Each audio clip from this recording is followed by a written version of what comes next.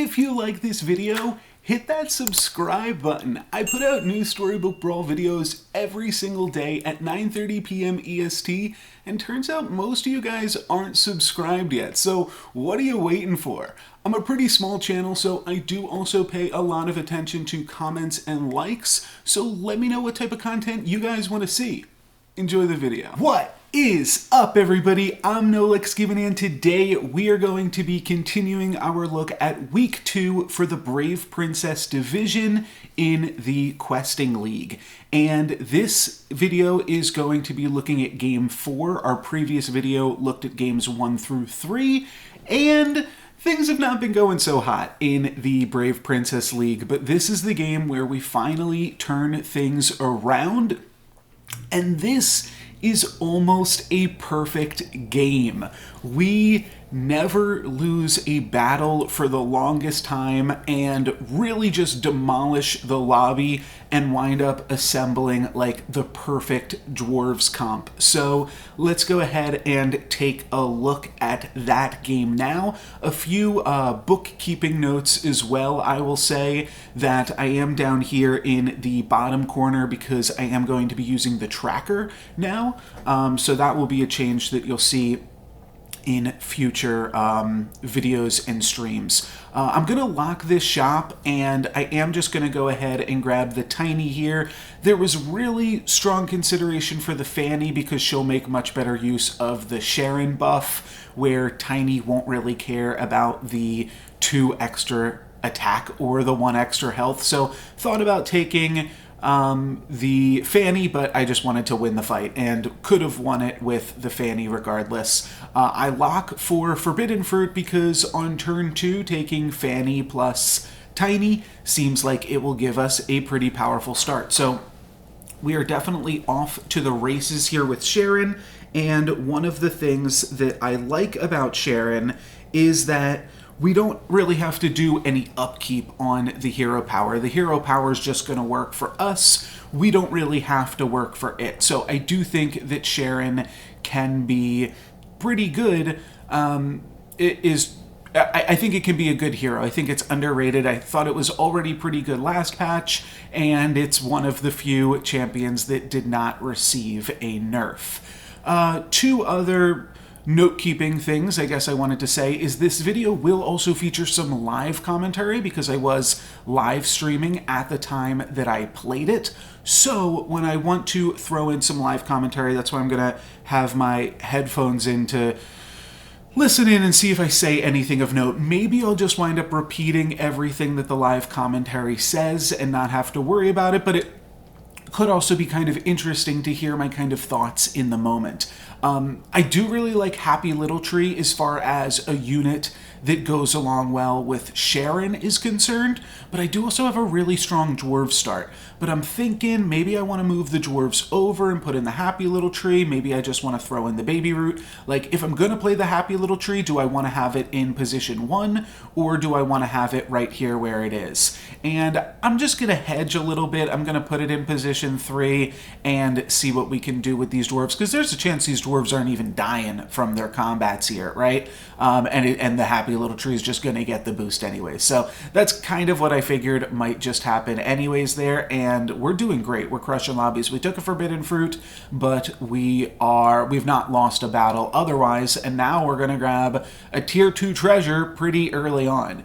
Eeny Meeny is a pretty safe bet here because no matter what, I'm fine with everything that's in this shop, and I can sell the Black Cat and then triple up on the Fanny support. So I'll do that, and then Shepherd Sling will probably give this board a little bit more power because I don't really need any more attack. Everything already has a ton of attack here. Sure, the Happy Little Tree would like an additional 2 attack, but it's fine with an additional 1 attack as well, and the 1 health will probably just go a lot farther on the board.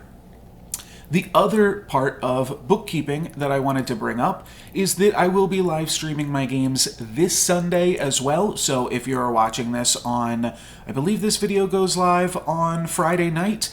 If you're watching this on Friday or Saturday or wee in the hours of Sunday morning, I'll be streaming on Sunday, December 12th at I think it's the 12th. Let me check that. As this combat goes along. Yes, Sunday, December 12th at 10 a.m. EST. So if you want to watch me live and cheer me on there, you are definitely welcome to do so. And a 3.1 Princess White is going to continue to make us pretty powerful.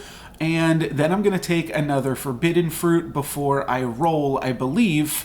I guess I could take the Spellweaver and then take the Forbidden Fruit, but I just want Forbidden Fruit and then I want to roll for more Dwarves. I feel like that gives us like the best opportunity just to hit some more Dwarves. I'm definitely considering picking up this pig though, because we already are so strong that I think that will continue to make us strong throughout the rest of the game. And then this shop is an easy lock. I'm going to have 7 gold next turn if both of my pigs die. I'm going to have 9 gold next turn if both of my pigs live. And then I will be able to buy Tiny. I'll either skip the treasure or just buy another Tiny. And then I'll also be able to buy this Wish Upon a Star and potentially transition into something else if I can hit 6 before anybody else does. And from there, I think we're in a pretty good spot. You can see that the gold that I had earned from the Forbidden Fruit winds up going totally to waste here, but you know what? That is totally okay. We are still crushing these lobbies. It doesn't matter that we take some extra damage. Princess White is going to get a free buff for us there, and we survive the fight with both of our pigs intact. So really, really wonderful start here. Like I said, we can just pick up Wish, then we can pick up both Tinies. This is pretty straightforward. Might as well take the treasure here. And hold on, I guess I did the math wrong because I'm still going to have gold after I take this Tiny. All right, not sure how I messed up that math exactly. Yeah, there's some interesting things there, but I think I'm just going to lock for Turkish Delight at this point and then pick up a Tweedledee. That seems like it would also be pretty good. Still leaves us with some extra gold to potentially roll or look for more Dwarves. And hopefully we win this fight, so that way we get our Wish Upon a Star. That would be pretty sweet. Then we'll be a full level up on the entire lobby.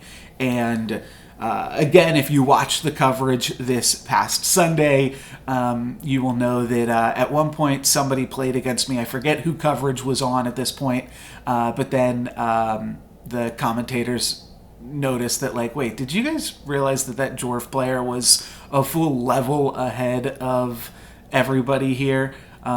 So yeah, just a really fantastic start. We've got some really good units, but honestly, I mean, this has mostly just been like Dwarves and like the power of Sharon.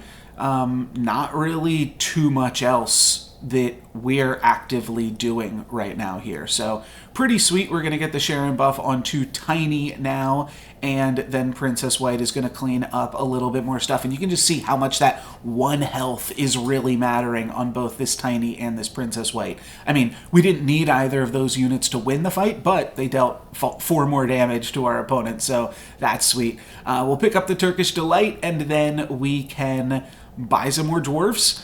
So that seems sweet. I'll buy a Fanny and I will buy a Tweedledee, and then I can roll. If we find another Dwarf here, we can buy that too. So here is another Fanny.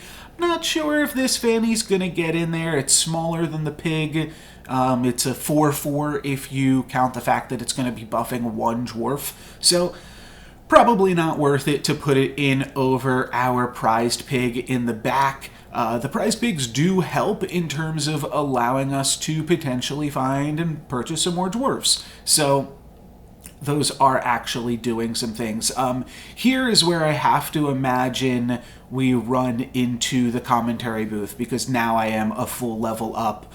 So assumedly my opponent here is just hitting level 4 and we are just hitting level 5 with this trash can. Didn't really make use of level 5, but now we'll be looking for some level 5 Dwarves. Angry is really powerful. And then once we hit level 6, we'll decide if we want to stay the course and stay the Dwarves or transition. And that you just have to base off of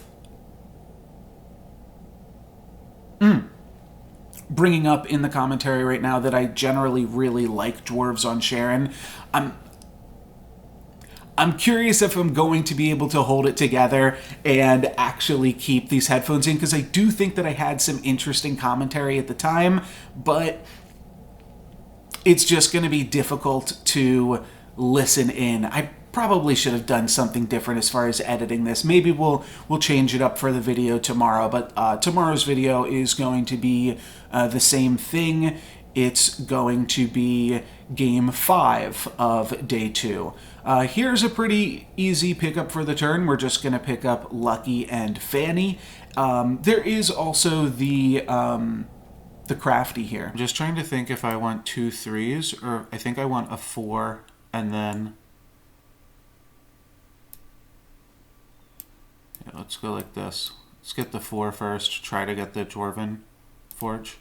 So I was debating there which treasure I wanted to complete first, because if I take the Fanny, I'm going to get a tier 3 treasure, and if I take the other dwarves, then I'm going to get a tier 4 treasure because I still had those runestones, and I actually say in the commentary there, let's go for a 4 and maybe we'll get Dwarven Forge. So as much as that was potentially a little bit lucky, it was also exactly what we were trying to do. So here I'm going to opt to stop playing our little pigs, and I'm going to sell off some of the dwarves that we've already purchased and pick up an angry. And I'm hanging on to all of these 2s so that I can potentially find a Ring of Rage. And I did say that I should have put the Angry first, so that way I could get the Sharon buff on it. But I'm thinking, you know what? I think I'm done with these. I'll go through later and see if there's any commentary worth preserving. If there is, if you ever notice that I'm not on the screen, that means that it's previous commentary. But this is the point that I was trying to get to, is now that we've got the Dwarven Forge, we should be able to pick up some 5-cost treasures really easily.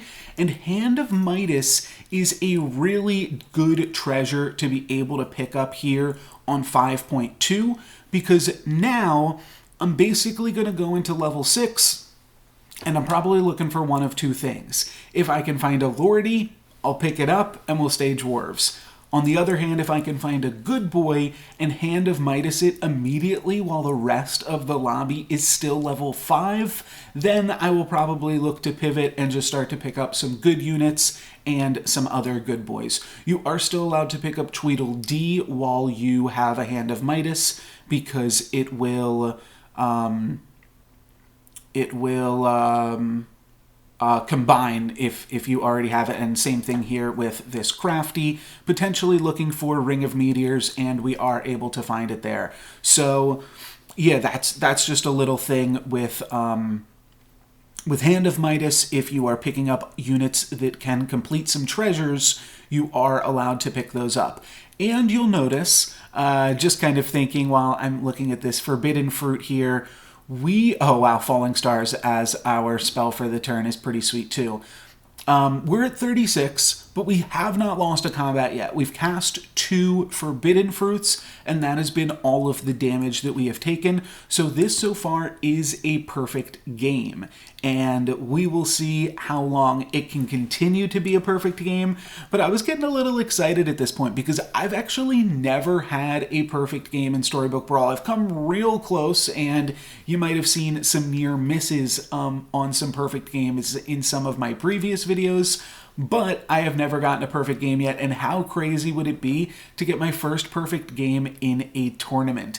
Now, interestingly, we're not going to lose a single dwarf here, which means we're going to hit divination for 24, but it means that we're not going to get the Sharon buff. So that's going to start to happen as we pick up this Lordy. That means that we are really, really powerful now, which is awesome, but it means that we effectively don't really have a hero power, because none of our units are going to be dying, which means that none of our units are going to be receiving that hero power bonus. So that is a little bit awkward, but we will make do. And then we see an Angry here. Definitely want to pick that Angry up because we do have the Ring of Meteors. Maybe we can find a Mimic chest. That would be really sweet. if we can mimic the ring, then we are really pumping all of our angries. I don't really need these 2-drops anymore, don't really need these tinies because I already have Ring of Meteors. So I'm kind of trying to debate, do I want to hang on to these tinies, or do I just want to hang on to the one that I haven't completed? And that actually is a pretty interesting decision, despite all of the buffs that Tiny has on it. There I'm also moving Lordy to the front so that it can potentially get the Sharon buff as well. But the reason that you might want to consider, oh yeah, I accidentally shrunk Crafty there too, which is kind of funny because of that Ambrosio destroying one of my treasures. Now, the reason that you might want to sell that golden Crafty, that upgraded, or not Crafty, well, any of your upgraded units when you're playing Dwarves, is because then you can buy them again, which is just going to buff up Princess White. Now, typically, this is not really the best way to spend your gold. However, it can give you a few extra stats in combat. Each dwarf that you buy is effectively like casting a spell onto Princess White. So it's definitely worth considering that you might want to sell off some dwarves that you're not using. Definitely considering greedy here as well, especially against the ghost, and I do wind up regretting not taking that because it would have been really sweet just to have some Ring of Meteors triggering on my greedy there in the back. And I do take the Nyan Sea Terror. I'm not really sure if that was the best option for us because we also can double up on Angries to receive level 5 treasures. And for that reason, I think that I probably should have just avoided the Sea Terror because it's just too much gold, and we would have had 5 more rolls this turn to try to find some more dwarves. So I do think that that was a little bit taking my foot off the brakes, but it shouldn't matter too much. We are leading this lobby right now. It seems like the only player that we haven't played in a little bit is this Cursed King, and then everybody else we have recently defeated, and I feel like we're pretty powerful. So we'll just be looking to pick up some more treasures. The main treasure that we do want right now is Mimic Chest, though, and that potentially is a reason to grab the Sea Terror, and I think it winds up working out that I just find Angry, and I'm going to want to find any more Angries that I can eventually, but I don't think it's the worst thing in the world that we pick up this Sea Terror here and just look for a Mimic Chest, because the Mimic Chest represents +6 to everything right now. So that's basically like a monkey's paw. And if we double it, then it is going to represent even more than that. And if we get an Echo Wood, it'll be more than that. And a doubly, it'll be more than that. And also, if we get another Angry, it'll represent +8. So there's a lot of ways to really go upward from there.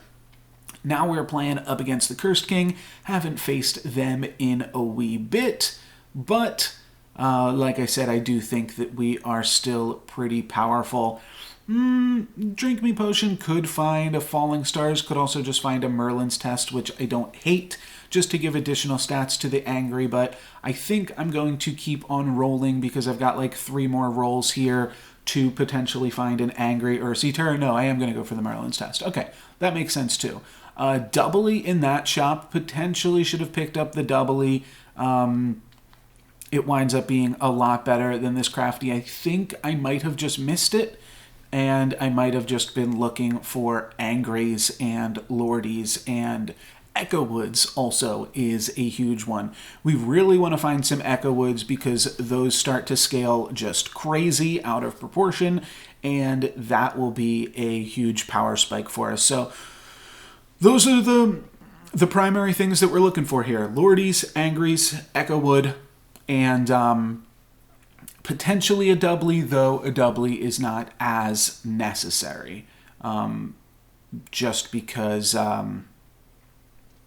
well, I am looking for a doubly now. I guess I know it's coming up in the future, and will be a reason that we don't really need doublies as much. GX is looking decently powerful here, depending on how well this Cupid hits for them. And Cupid does get a 2-for-1, but we are going to be able to actually tie. So good for GX. This is our first tie. And we do have to watch out for them a little bit because obviously they're going to be our finals opponent, so there's nobody else to watch out for. We're probably going to kill this Loki right now. But they also have a Staff of the Old Toad. And we get to pick up a Staff of the Old Toad ourselves here, just taking another look. Sometimes Tree of Life can be good when you are playing these dwarves, but Staff of the Old Toad is going to continue to allow us to scale, and that is going to be the reason that I don't pick up the doubly in this shop either, because we are not going to be able to triply it. Now, if I'd picked up the previous doubly, I could have picked up this one, but now that I did not, I cannot. And I really only have one treasure at this point, which is kind of interesting. I do think that the Sea Terror will wind up being good for us, though. I am debating casting that spell. And then we see a Lordy. So I will have to sell a little bit for this Lordy, but I've got time to do so. Let's sell the Lordy, let's sell the Tiny, and then let's just go ahead and sell the Crafty. And now we're no longer going to be grabbing any 2-cost dwarves. We're just working with what we got. And with another Lordy, that is going to bring our board up to the 60s and 70s after our Falling Stars, and looking pretty powerful here. So let's see, yeah, and we get some more Sharon buffs on the Angry. That is totally fine. And I think this one's a win. The Ancient Sarcophagus is almost good for us here because every time it hits an Angry, we just wind up giving our entire team +4/+4, including the Angry itself. So definitely able to stave off some of that damage. And yeah, these mummy triggers are also just pumping us up as well. Everything is just hitting this huge Angry in the front, so pretty funny. But we will be able to survive and take Loki out here. So that brings us into the finals with a perfect game. So really all we have to do now is find an Echo Wood, and we should be able to take this, but I'm not going to pass up another Lordy here. So let's grab that, and Evil Eye and Embiggening Stone don't do jack, but Phoenix Feather looks like it would be pretty good on this current board. So I do think that Phoenix Feather is going to be the pickup. Oh, I guess we do have some supports. We do have these double fannies, and the Evil Eye is potentially worth considering because an additional +4/+4 on each of these Angries. Well, it'll be +4/+4 on the first Angry, and then it'll be +8/+8 on that second Angry. That does actually do something, and what it does is it potentially allows those Angries to trigger again. So sometimes that +4/+4 could turn into a +12 or a +20, and it could be really good, but I think that Phoenix Feather, just getting an additional copy of this Princess White, is going to be good. But then we see GX's board, and GX has actually managed to find double Shoulder Fairy, double Echo Wood. I mean, that's what happens when you get to play up against the Ghost, and you've got Staff of the Old Toad. So they've really had a lot of time to put together a quite powerful board here, and this looks like...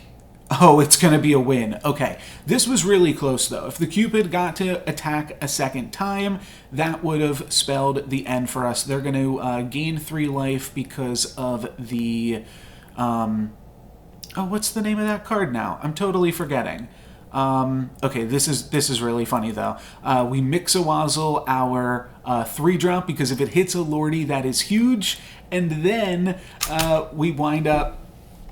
okay, I'm back. I told you guys if my camera disappears, then that means that it's previous commentary, but my camera almost just went off there for a second. Anyways, then we roll into another Sea Terror, and it's awkward because if we hadn't spent the 1 on that Mix-a-Wazzle, we would have just been able to purchase this Sea Terror here, which would have been great. We probably would have gotten rid of, like... I don't know. I mean, because we want the Staff of the Old Toad so that we can find more Echo Woods than our opponent, and it's only getting harder and harder to find Echo Woods. Oh, I don't hate this. Yeah, sell a Fanny. We actually don't need a Fanny right now, and then we can buy a Sea Terror. And What this means is that next combat, the Green Knight's going to turn back into a Sea Terror and then will immediately grab a 5-cost treasure. But this is the tough part of this board, getting through my opponent's Echo Woods. And what I was going to say is we need Echo Woods, and my opponent is taking Echo Woods. Because they're taking them, that means that we are going to be less likely to find them as well. Not going to be too big of a deal here. We are going to trade combats with our opponent, but it is getting really scary because my opponent is just picking up so many Echo Woods. I do really like this Mimic chest, and I am going to toss my Staff of the Old Toad, and I'm really not sure how well that's going to work out for us. Mimic Chest is really good with Phoenix Feather, and it's really good with the Ring of Meteors, but it is scary that now we no longer have Staff of the Old Toad, and we need to find an Echo Wood. This was nice. To be able to, you're never going to turn that down. You're never going to say, no, I don't want a Knighthood, my third Lordy. And this board is looking really, really, really strong. But we need to find an Echo Wood. And we've got 36 health to do it. But, like I said, the really interesting thing about this game is that both myself and my opponent are looking for the same unit, and every time that they buy one, it just makes it a little bit harder for us to find it. But we've got the Mimic Chest, we've got the Phoenix Feather, we have the upgraded Lordy. This turn is going to be a power spike for us. And I also backline the Princess White at this point because we're going to be spawning 2 of them. So I want to make sure that that is in the back. Looks like our Dwarves are just barely going to be short of trading with these Echo Woods. So these Echo Woods are going to get 2-for-1s. These Cupids are going to get 2-for-1s. And my only 2-for-1 is my Princess White. So there we go. Another 2-for-1. That was actually just a 1-for-1 there. But my Princess White is going to be a 2-for-1 for me, so I could actually win this combat if I... Oh no, I couldn't, because the Shoulder Fairies is also upgraded now. So they've got upgraded Shoulder Fairies, and they also took a Hand of Midas. So if they find the next Echo Wood, we are really, really boned, because they're going to grab that. They're going to have... Oh, actually, their next Echo Wood will be just an upgraded Echo Wood. That's really interesting. And that is what winds up happening. So, interestingly, my opponent right now has Hand of Midas, and they've got 2 Echo Woods. So same thing that I was talking about earlier. If they pick up an Echo Wood, that's just going to give them 1 upgraded Echo Wood. Here, this combat's a little bit funny. I totally forgot that this happened, but it was hilarious. So what I'm going to wind up doing is picking up a Medusa because my opponent has so many Echo Woods right now. I'm kind of getting a little bit of ahead of myself, but then in this very last shop here, while I have 0 seconds, I cast a Falling Stars.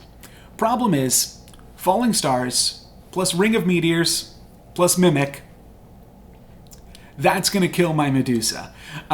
So my Medusa is going to die before it even gets to attack. That's really going to impact its ability to scam. And it actually looks like my opponent used a Hand of Midas on a Ashwood Elm. Now, because of both the mistakes that I did and just the other things that my opponent's got going on, these Black Cats mean absolutely nothing. They are kind of relevant in that they give the Cupid a free attack, but the Cupid isn't really doing anything. I can just clear it here, and it's not a huge deal, and then we trade 1-for-1. So if I had not made that mistake with the Medusa, I actually don't even lose that combat either. But now my Medusa will be able to survive this attack, and I do think I want this Medusa because my opponent has all of these Echo Woods, and I need to find a way to trade 1-for-1 with them. Awkwardly, I kind of revealed my hand there. I showed my opponent that I'm going to be playing a Medusa without actually getting the effect of said Medusa. So now they'll be able to play around it a little bit. And that is definitely a little bit awkward. So that's unfortunate, but it will be able to survive this turn, because I only have 2 different rings, and I go for a Masquerade Ball here, just trying to find an Echo Wood. It's really hard to find it. My opponent actually winds up tripling their Echo Wood this turn. So they are going to have kind of a weird board where they are only playing, I don't know why I was thinking I should lock for that. Maybe I was just like looking at the Cupid or something. But they now have 1 huge Echo Wood rather than 2 smaller ones. But that might actually work out okay for me. Cupid's going to attack and make my Princess White trade with a Lordy, so then I am immediately going to get 2 Princess Whites. I believe this one will kill the Cupid, and then my opponent will do some trades here in the front line. And if you look at this board, we are really, really close to each other. I'm going to just barely lose, but if we can find one more way to get just a slight advantage here in the combat, then we will be able to turn some things around. So that's the plan, and then I eventually find the Echo Wood. It took my opponent finding a golden one first for us to be able to find it, but now I can put in that Echo Wood, I can bring out the Medusa, and this is just a huge power spike. Falling Stars is going to make our board even bigger. But yeah, this is just an insane power spike here again. We go from being behind on board to just being like incredibly ahead, and from here I'm just going to buy and sell some things to slightly grow the Princess White, and we're looking good here.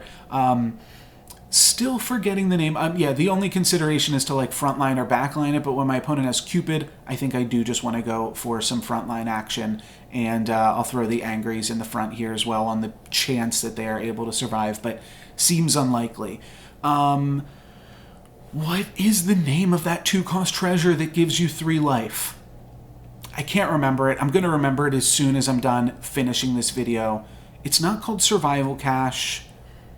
It's not called Forbidden Fruit. It doesn't matter. The Princess White is going to die there, get the Sharon buff. But the important thing here is that not only do I have an Echo Wood, and it's going to be big enough to trade with their Echo Wood, but I actually have 2 Echo Woods, and that is the key thing here, that these Echo Woods are going to just be in the hundreds. Fortunately, I'm going to lose all of my upgraded units, so my opponent only takes 8 here. But when somebody takes 8, goes down to 8, you're feeling pretty good. You're feeling like, okay, one more combat might be able to knock it out. Smite seems okay, but really at this point I'm just looking for a Shrivel. Shrivel is the one spell that can answer Shoulder Fairies and Echo Wood. So Shrivel is the spell that we are looking for. We would also take and play another Echo Wood at this point. I guess Lucky Coin is also a spell that I'm looking for though too. And then that's probably it. Pigomorph too, I suppose we would take and play. That's always going to be a good one. But really just otherwise looking for Echo Woods. I guess I would play another Lordy if I'm somehow able to find the very last Lordy. Healing Potion, okay, you proved me wrong. You made your point. There's other spells that I will play. Healing Potion seems like, who knows, it could just randomly be relevant. All of my opponent's stuff is upgraded, so it seems pretty unlikely that it would be relevant, but they do have now some new Shoulder Fairies in the back, still making use of that Staff of the Toad there in the back line, so pretty sweet from them. But this Shoulder Fairies is huge and awkwardly going to stay slanted. I don't know what was happening there, but pretty funny. Just too many stats had to stay slanted there, and we are going to make 2 Echo Woods here, which 1 Echo Wood plus a Lordy is going to be enough to take out my opponent's Echo Wood, but notably, that's only 7 damage. So because another one of my Echo Woods died, my opponent had a little bit more power, we only bring them down to 1, and that's why I say that treasure earlier on was actually so important, because if my opponent didn't gain that 3 life, what is that card called? Cannot remember. Feel free to say it down in the comments below, but Trust me, I already know what the name of that treasure is. I just cannot think of it right now. We'll roll Drink Me Potion and try to find a castable spell. We don't find a Shrivel, but we do find a Pigomorph. And on what is probably the last turn of the game, it makes a lot of sense to sell 3 units and buy that Pigomorph. Just kind of debating which units I should sell here. And I'm going to decide to hang on to the Fanny, not because it is probably relevant, but just because it was our second purchase of the entire game, and we still have it. I'm pretty sure that is the Fanny that we purchased earlier, but we switched them around a few times. We'll have to go back. If somebody wants to go back through and watch this and tell me, is that the Fanny that we purchased on turn 2, or is that the Fanny that we created when we purchased our Dwarven Forge? Yeah, feel free to let me know. But Pigomorph is going to hit, I believe, a Shoulder Fairy in the back line. Wasn't actually paying super close attention to that. And my opponent has 2 Echo Woods. So this could be a lot to get through. But we also have 2 Echo Woods, and we dealt with one of their things in the back line. So like I said, we just have to find one more way to deal with one more unit on this board, and we are looking pretty good. So the Lordy is going to go in, finish off the Echo Wood. Their Echo Woods didn't have that much health, and that is going to get us the W.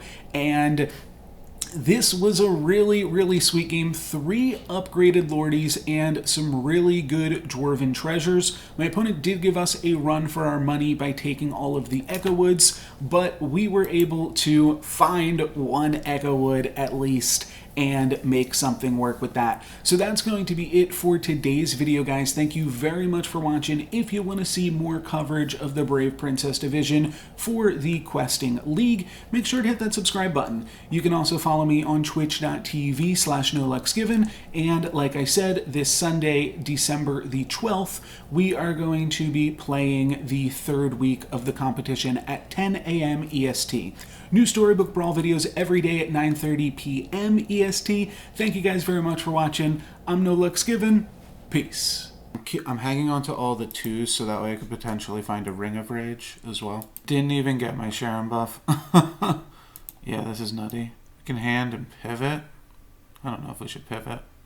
I do wish I kind of had the Mimic chest now that I picked up Ring of Meteors, but I'll just find a Lordy next turn. The only awkward part is I'm not getting my Sharon triggers anymore.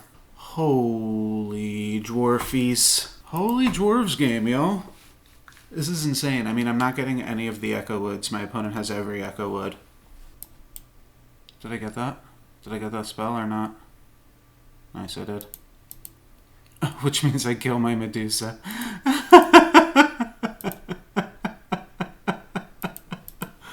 Oh, that's so funny.